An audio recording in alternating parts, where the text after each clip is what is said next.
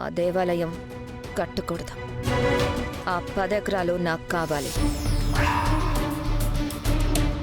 ఇప్పుడు ఇంట్లో పెత్తనం అధికారం అంతా నీదే కదా. అందుకే నిన్ను పిలిపించాను. ఆ పెద్దరికం నీకు నెల రోజుల పాటు కాదు, జీవితాంతం నీకే ఉండిపోయేలా చేస్తాను.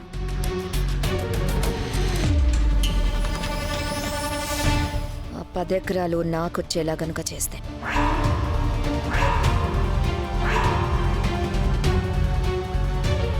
అది మా బావగారి పేరు మీద ఉందో దినా. నేనెలా చేస్తాను చెప్పు? నేనెలా అది మీకు ఇవ్వగలను? మా బావగారు ఒప్పుకోకపోతే అది ఎలా కుదురుతుంది? కుదురుతుంది. మీ ఇంట్లో ఉన్న ఒరిజినల్ డాక్యుమెంట్స్ తీసుకొచ్చి నాకివ్వాలి.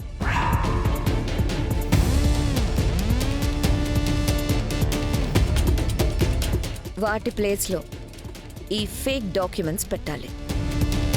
ఈ డాక్యుమెంట్స్ మీద రఘురాం వేలిముద్ర కావాలి. మిగిలింది నేను చూసుకుంటాను. అమ్మో, ఇది చాలా రిస్క్. నాకొద్దు.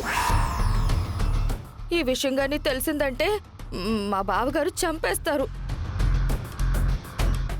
ఆయన ఊరికిచ్చిన మాటని ఎప్పుడు వెనక్కి తీసుకోరు.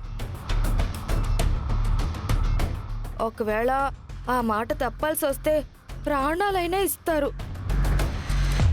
అవసరమైతే ప్రాణాలైనా తీస్తారు వదినా. నా వల్ల కాదు. ఎప్పుడు అధికారం పెత్తనం చలాయించాలని కలలు కంటూ ఉంటావు కదా. అవకాశం వచ్చినప్పుడు దాన్ని అందిపుచ్చుకోవాలి. నువ్వు గనుక ఈ పని చేసి పెడితే ఫ్యాక్టరీలో మీ ఆయనకి వాటా ఇస్తాను.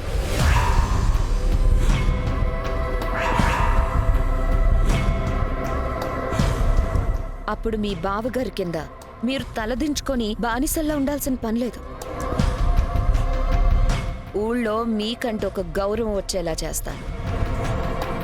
నువ్వు ఏదైతే అధికారం కావాలని కలలు కంటున్నావో ఆ అధికారం నీ సొంతం అయ్యేలా చేస్తాను. ఆలోచించుకో.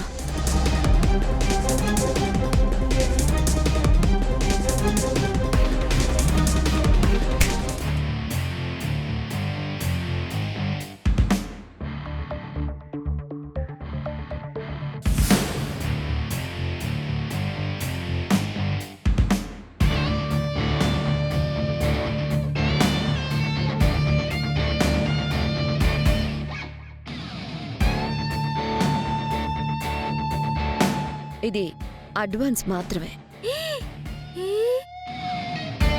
ఆ పొలం నా చేతికొస్తే నువ్వు అడిగినంత డబ్బిస్తాను. తీసుకో. ఈ డాక్యుమెంట్స్ మీద వేలిముద్ర కావాలి.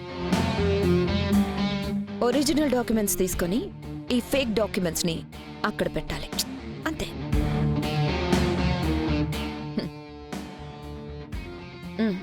తీసుకో.